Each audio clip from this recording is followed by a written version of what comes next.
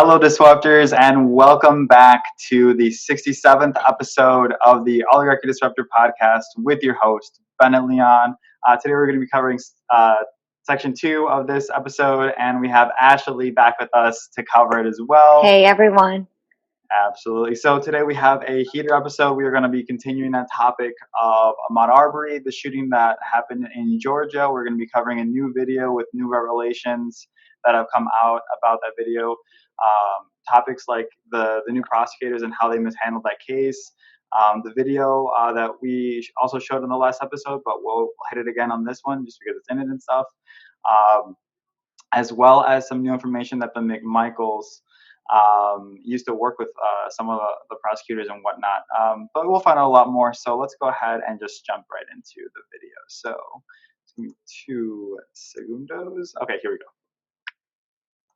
Now to the new developments in the killing of Ahmaud Arbery, a young unarmed black man in Georgia. The state's attorney general is now asking the Justice Department to investigate the handling of the case as authorities review newly obtained surveillance video that appears to show him in the moments before the shooting.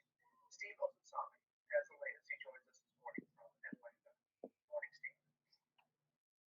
Good morning to you, Robin. This state's attorney general is asking, of course, the U.S. Justice Department, as you said, to look into this case, but in particular to look into the actions of the 2 prosecutors who did not issue charges in this case and who removed themselves from this investigation because of their connections to the 2 accused murderers, one of them a former police officer. State investigators who've taken over this case from county authorities are this morning looking at new videos that appear to show Ahmaud Arbery in the moments before he was shot and killed by Travis McMichael and his father Gregory, who spent a career in law enforcement working for local prosecutors. The 2 were charged with murder last week, nearly 2.5 months after this killing was reported on a cell phone in February. They say they were trying to make a citizen's arrest when they say this young black man fought them. Okay, so first off, let's hit that topic of like citizen's arrest, right? Because like obviously one of them was a former cop, right? The George Michaels, the senior, right? The dad was a former cop, right? He was actually the one to work with that prosecutor, which that recused herself from the case because of their relationship together and working together for so long. But to label it as like a citizen's arrest and to use that as kind of an excuse, to me screams like white privilege. Like this is not something that everyone does. Like imagine like this video happening to like a white person. The opposite way. Yeah. Would not happen. Like a white person would not get chased down in a pickup truck with 2 white dudes pointing shotguns at them and threatening them. Saying that they were burglars just because they took a look around inside the house, which he probably maybe should have done, but that's not a crime. What he did was not a crime. It's been proven time and time again. So absolutely not. For all we know, he could have been looking at buying a house, or maybe he's looking to build a house or something. I mean, that's just crazy. To me, that just kind of was more like of a curious move on his part. Like, yeah, he was just, like jogging in his neighborhood, in his own fucking neighborhood that is majority white, a majority of white neighbors, by the way. He was just jogging. I'm assuming just saw like a house under construction. Like, oh, I'm gonna check it out. Like, it looks kind of interesting. Like that just seems so innocent to me. And yet, a little bit down the road, he got killed by his own neighbors. So. Really just something else. Let's resume the video. According to police, the McMichaels told them they thought that Arbery looked like someone who was seen breaking into neighborhood homes.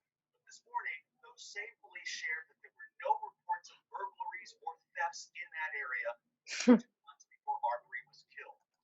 So in the 2 months before Arbery was killed, there was no record of burglaries or anything like that in that same area, that's what they claimed. That the McMichaels used to go after him with, because they were like, "Oh, we thought he was burglarizing." You're just fucking racist, bro. Just admit it. And they work for our police, which I think is also. I said, and they work for our police, which I think is also kind of a scary thought. but I mean, common it's not funny, but I mean, like, what? but not in common at the same time. You know, like this isn't a new thing for the police as well. Uh, 100%. in any way, I mean, the police's origins also go back to the KKK. So Yeah. it's not Well, it's not anything new for them at all. not at all. And the mass incarceration movement was literally built on locking up black men. It's very unfortunate. Well, let's resume the video. Our Atlanta affiliate WSB will certainly be part of the debate. It was recorded shortly before Arbery was killed and shows a man walking into an open home construction site. Hold on, what? He did what? That's what he did. He was. Oh, my bad. I thought he was They music. believe the second does show the 25-year-old former football player in that home under construction, but they underline that he wasn't breaking the law and left empty-handed. See, like even if they were right, let's say like this dude, they thought he was burglarizing or whatever the place, he would literally have to be the shittiest burglar ever because he didn't walk out with anything more than what he came in with, was literally just the clothes on his back. Dude didn't even have his phone with him, I don't think. Well, and if he's in, even if he did, I don't, even if he stole a flat screen TV, even stand your ground laws do not give you the right to go and shoot somebody. Like, that was not your property. You can't go and search after this person, citizen's arrest or not. You can't shoot somebody, period. White privilege, dude. That's white fucking privilege if I've ever seen it. What's white privilege is the fact that they did not get arrested right on the spot. I mean, that is completely crazy. I mean, we see people get in car accidents and they get arrested quicker than this. I mean, really, you do. It's insane.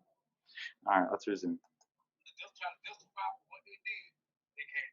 In a statement overnight, the owners of that home under construction make it very clear they had nothing to do with the young man's death and say that they want Ahmaud Arbery's parents to know that they are very sorry for the loss of their son and they are praying for them.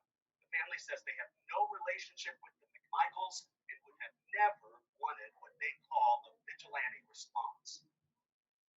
The family that owns that home where that home was being built, the construction site, says that when they looked at the video, they weren't even sure that it was Arbery. Arbery was seen out jogging that day. It is a mostly white neighborhood, and authorities tell us that the only police report that they have in the area around the shooting was a gun theft from a car, and that home where that happened was the home of Travis McMichael, one of the two men.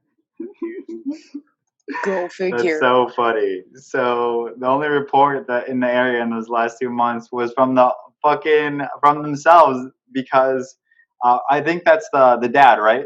He mentioned. Yeah. The dad fired the gun. So really interesting, really funny to hear that last part. But yeah, that's basically the end of the video. So let me put this.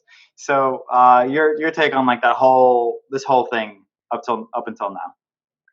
Just no words, really. I mean, when I found out that they weren't arrested immediately, I was Crazy, right? stunned. Probably, I mean, that's not even the right word. I was just absolutely outraged. And I think that we know, right, that, and we talk about this a lot, that systemic racism is in a plethora of institutions in the United States, but especially the criminal justice system, 100%. And that can be seen very obviously by the population in our prisons. But this was something that I think pretty much everybody in this country can look at or will look at and say is absolutely 100% wrong. I mean, I even think racists will say this. Like, this is a modern, I mean, and this is such a powerful statement, I guess, that I'm going to make, but I think that it's true, is it was like a modern day lynching. It was just something that is a normal situation for someone like me, a white person, and yet it became a life or death situation for him, and for doing nothing besides taking a jog.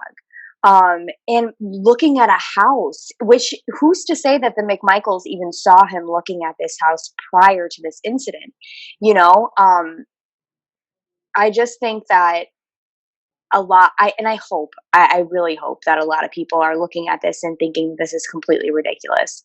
And I can, from the overwhelming support that the Arbery family has gotten, and his, you know, justice for Ahmaud has, in the run for Ahmaud and everything, I think that a lot of people are really waking up to this racism that still exists today.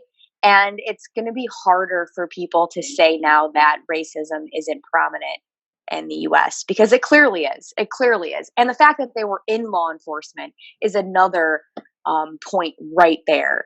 Yeah, and there's a word for that: institutional racism. Yes, absolutely. And that is, like we kind of talked about it earlier, goes back to their roots Mhm. from the police enforcement. Um, but yeah, they are not. It's not new to them at all to kind of operate that kind of way. But not to say that all of them are bad at the same time either. They keep the cycle going in a certain type of way. But that's why I feel like this kind of actions like this and results like this are because of the system that exists in today's society and has existed for decades now. The society and the same institution that would blast black people that were out protesting for civil rights in the 60s. That was the Chicago police letting dogs out on people. Yeah. Jim Crow type shit, not letting like when is this gonna end for them? Like, is The 200 Detroit years of riots. slavery not enough? Like, Yeah. everything that they went through, and they're still getting killed just because they're black, and I just don't Yeah. get it, dude. Like, I don't get how this is happening. Like, it makes it much worse that they were like the dad was a former cop, because like the dude Oh, is supposed to know, like absolutely. the dude is supposed to be there for the community to serve and protect.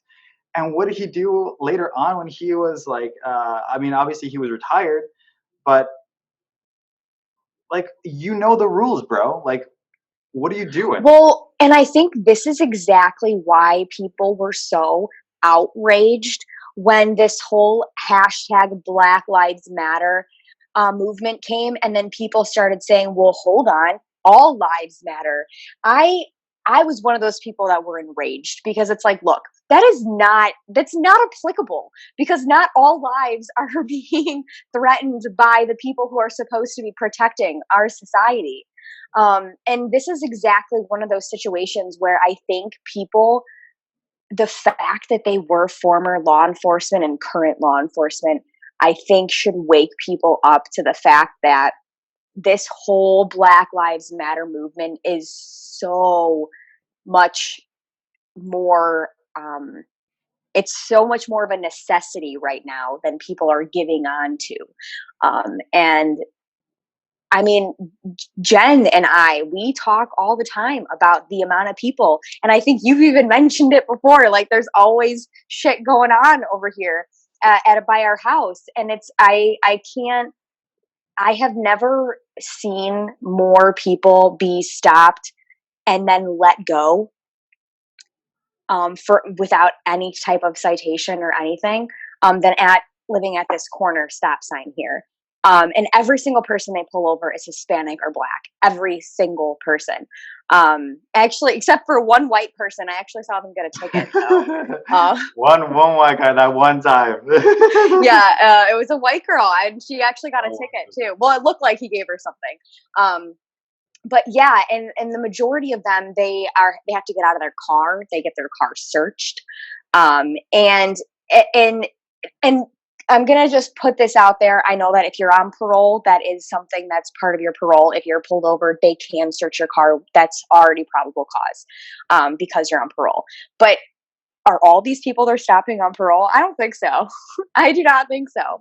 But people get so afraid of their law enforcement, and for reasons like this, also, that they just say yes. They say, you know, whatever. And especially because, well, they don't find anything. They have nothing to hide. I have never seen anybody get arrested at this stop sign ever, ever.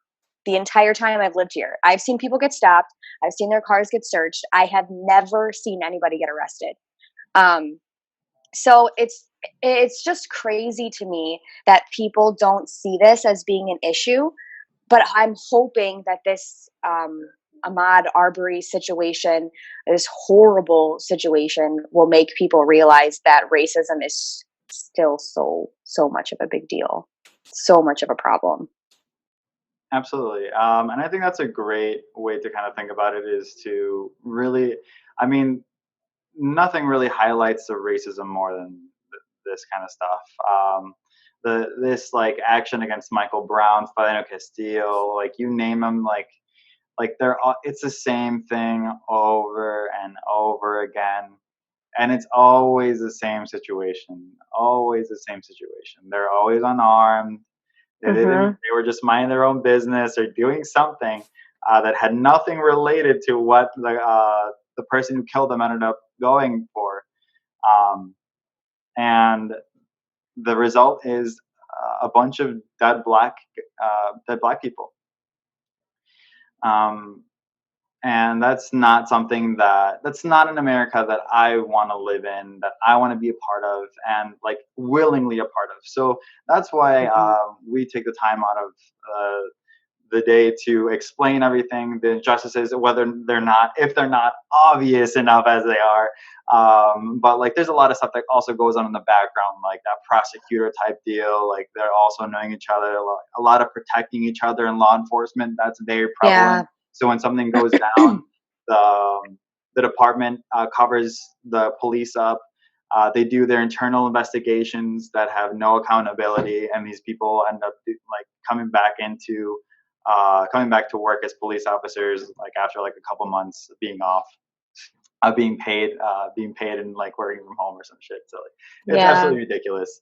But I think that's a great way to think about it. Ooh, one thing I also want to talk about is um, we are planning to run for Ahmaud. I know the thing was more of like kind of last weekend, but Ashley and I have really been wanting to do it. We got fucked on Sunday because I Sunday. I know it ended up know. raining in our area in Chicago on Sunday, so we were unable to run then. But we are definitely going to do it this week, right, Ash? Yes, So if any, 100%. yeah, so if any of you guys are in the Chicagoland area, we would love to hear back from you. We're gonna run in, I believe, this area.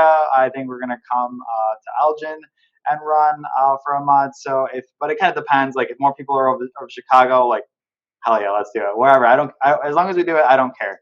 Yeah, So if any of you guys are listening to this, just go ahead, join in, hit us up on social media so we can link up and do that together. So with that, absolutely. anything else you want to add, or? No, no. Okay, sweet. So once again, guys, thank you so much for tuning into this episode of the Oligarchy Disruptor podcast. Once again, our mission is only to educate you to make better voting decisions when the time comes, and to, of course, make a better place because of that, you know? So make sure you also tell your mom, your kids, your dad, your dog, your parents, your everyone about the podcast, this progressive podcast that only wants to better the lives of the working class, the many against the few. So once again, with that, thanks again for tuning in, and we will see you on the next episode. Bye.